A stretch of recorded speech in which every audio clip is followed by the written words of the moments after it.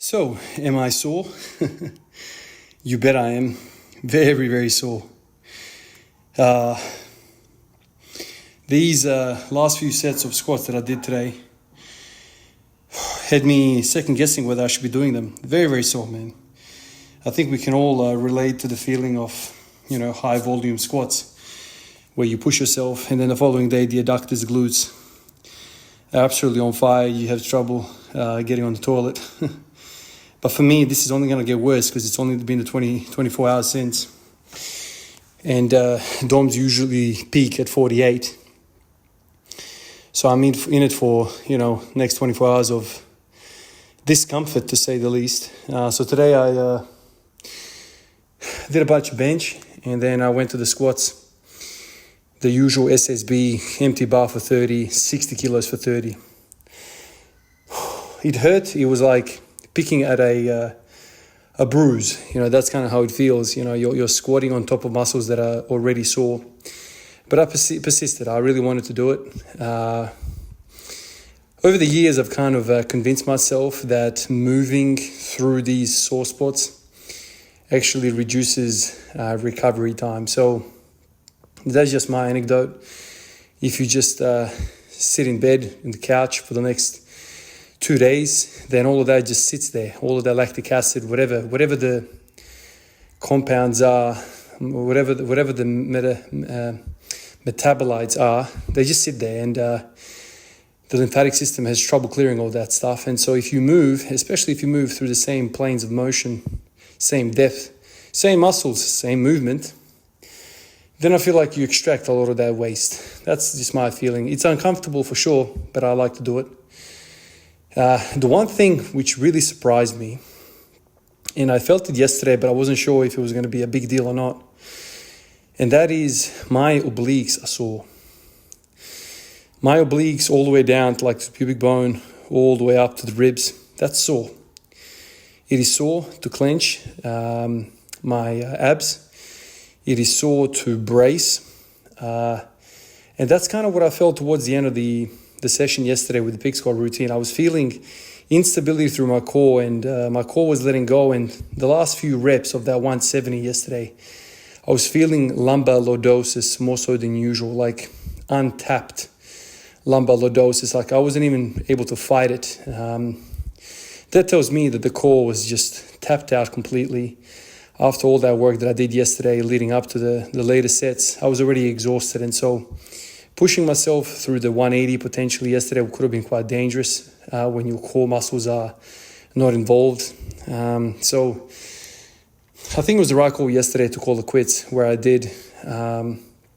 Interesting experience, very reassuring experience. I think now I'm convinced that doing these one-plate squats for lots of reps is actually beneficial for me.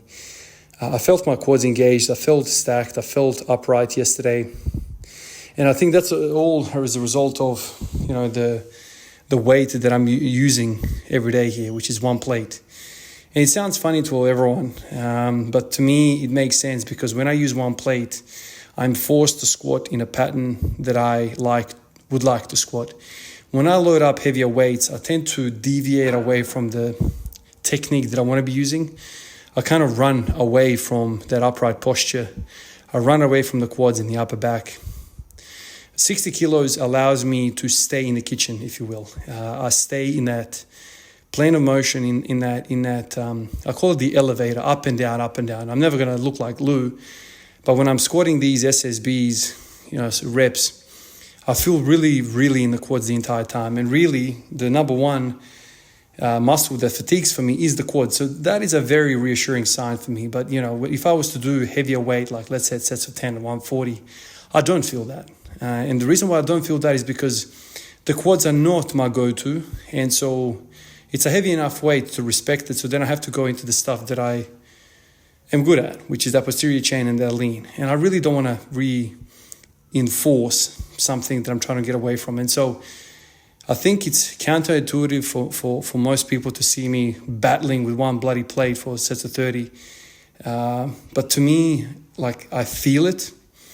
I feel it working. I feel my quads growing. And then, when I do these pig squat routines, when I really challenge myself with the heavier weight, I really feel like I've got more tools to use. So the quads are on board.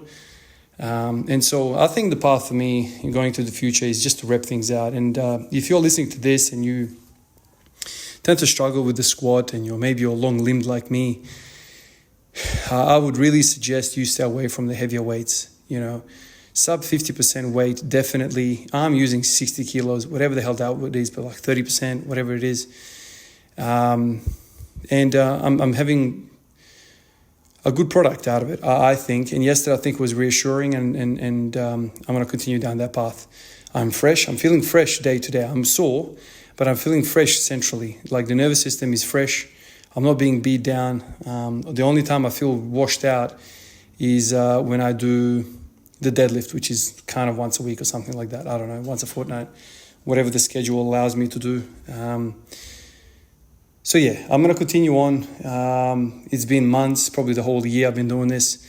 My groin feels good, my hips feel good, everything feels good, and I seem to be on the right path, judging by what happened yesterday. So let's push on. One of you guys said it would be really cool to see you complete the pig squat routine this year. I think that's a very, very good goal to have, especially with the train of thinking that I have right now. So let's push towards that. And I think these one-plate squats will do me just fine. Until I start doing them for a set of 50, then I'll have to readjust. But for now, they're plenty. Appreciate you guys. I'll catch you in the next one. Peace out.